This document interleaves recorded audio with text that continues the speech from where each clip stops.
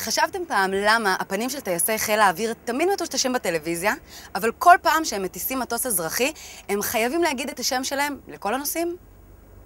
אני לא חשבתי על זה, אבל חשבתי שטייסים הם די חתיכים, אז באתי לבדוק אם זה נכון.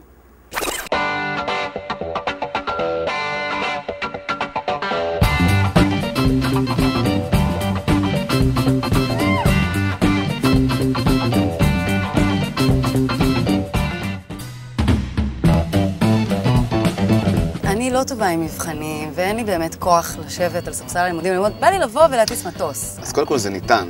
זה ניתן, ואנחנו עושים את זה בוודאי. זה החל מטייס ליום אחד, שזה בעצם מעין שיעור טיסה חד פעמי, שגם מי שבאמת אולי יש לו איזשהו עניין כן להיות טייס, אבל הוא רוצה לבוא לטעום, לחוש, להרגיש, לראות מה זה בכלל, הוא מגיע, ובעצם אנחנו עושים לו מעין טייס ליום אחד. שיעור טיסה, ממש פר אקסלנס, שהוא מחזיק את ההגאים, והוא ממש מטיס את המטוס. יש הרבה מאוד בני זוג שקונים את זה כמתנה לבני זוג שלהם, נשים לגברים, גברים לנשים וכו' וכו'. גם גברים לגברים דרך אגב, וגם נשים לנשים. בשנה האחרונה השקנו סדנת חרדת טיסה אופרטיבית של טיסה ממשית. מתחילים בלייט מסימולטור טיסה שמדמה טיסה של ממש.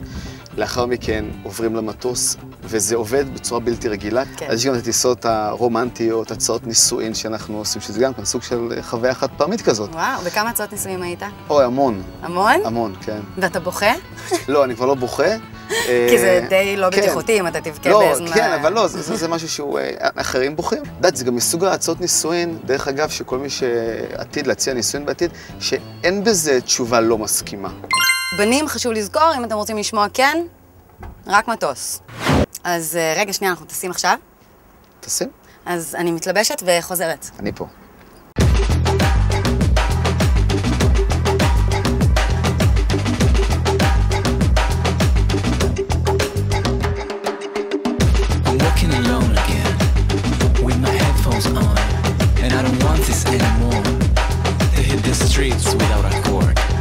אנחנו עושים בעצם מעין הקפה, אנחנו נבריא, כך ימינה, נטפס לגובה של 800 רגל, נתכנס לבסיס כזה וננחת.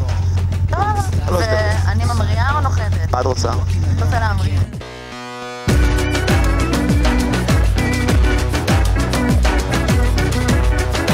כוח מנוע מגיב לנו, מהירות הולכת ונבנית, 65 קשרים גלגל אף, ואנחנו באוויר.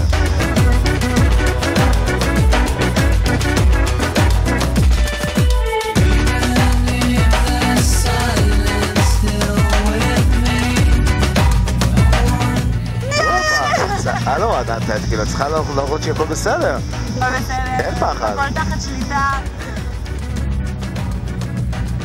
וואו. אתה עושה את זה כל יום, נכון? כל יום, כמה פעמים ביום.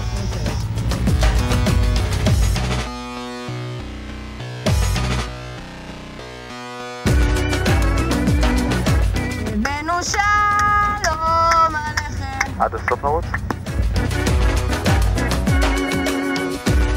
אז מה למדנו היום? דבר ראשון, שישראל נראית הרבה יותר טוב מלמעלה. דבר שני, שזה ממש כיף לטוס, והכי חשוב זה שאני נראית ממש טוב בסרבל טיסה.